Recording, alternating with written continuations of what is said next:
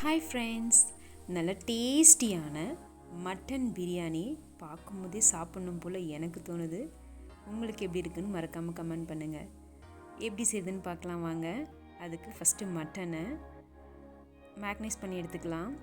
மிளகாய் தூள், உப்பு, தயிர், மஞ்சள் தூள் சேர்த்து நல்லா மிக்ஸ் பண்ணி ஃப்ரிட்ஜில் 20 மினிட்ஸ் போல் ஸ்டோர் பண்ணி எடுத்துக்கலாம். அடுத்தது மசாலாஸ்லாம் நான் கொடுத்துருக்குற அளவில் 1/2 kg நீங்கள் செஞ்சிங்கன்னா பர்ஃபெக்டாக இருக்கும்.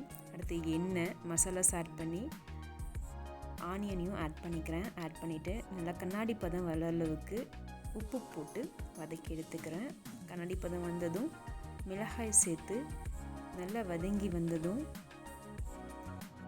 மிளகாய் தூள் சேர்த்து நல்லா கிளறி விட்டுட்டு அடுத்து மல்லி இலை, புதினா இலை சேர்த்து நல்லா கிளறி விட்டுடுறேன். அடுத்தது தக்காளி சேர்த்து நல்லா மசஞ்சு வர அளவுக்கு கிளறி விட்டுடுறேன். அடுத்தது தயிர் சேர்த்துட்டு நல்லா மிக்ஸ் பண்ணி விட்டுட்டு அடுத்தது இஞ்சி பூண்டு பேஸ்ட்டை சேர்த்துட்டு நல்லா மிக்ஸ் பண்ணி விட்டுட்டு அடுத்து மட்டனையும் சேர்த்துட்றேன். மட்டன் சேர்த்து ஒரு 15 to 20 மினிட்ஸ் நல்லா குக் பண்ணி எடுத்துட்டு அதுக்கப்புறமா தண்ணி ஊற்றி விசில் வச்சிடுறேன். விசில் வர்றதுக்குள்ளே தயிர் பச்சடி ரெடி பண்ணிடலாம்.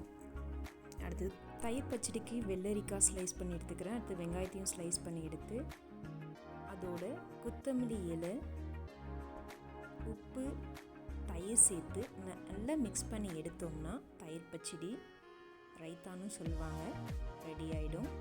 அடுத்து விசிலும் அடங்கிடுச்சு. நான் ஆல்ரெடி பாதி அளவு தண்ணி தான் ஊற்றி வச்சுருந்தேன். இப்போ மீதி அளவு தண்ணி, அந்த தண்ணியோட அளவுலேயே தேங்காய் பாலையும் சேர்த்துவேன். சேர்த்து 1/2 மணி நேரம் ஊற வச்சு எடுத்த அரிசியை சேர்த்து நல்லா கொதித்து வந்தப்புறம் தான் அரிசி சேர்த்தணும். அரிசி சேர்த்திட்டு அடுத்து லெமன் ஆஃபையும் பிழிஞ்சு விட்டுடுறேன்.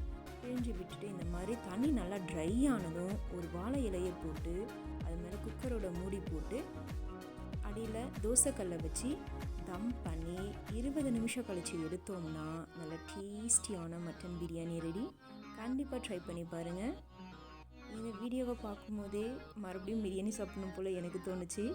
எனக்கு பர்சனலாக மட்டன் பிரியாணி ரொம்ப பிடிக்கும். உங்களுக்கு என்ன பிரியாணி பிடிக்கும்னு மறக்காமல் கமெண்ட் பண்ணுங்கள். எங்களோட குட்டீஸ்க்கும் ரொம்ப ரொம்ப பிடிச்சிருந்தது பிரியாணி.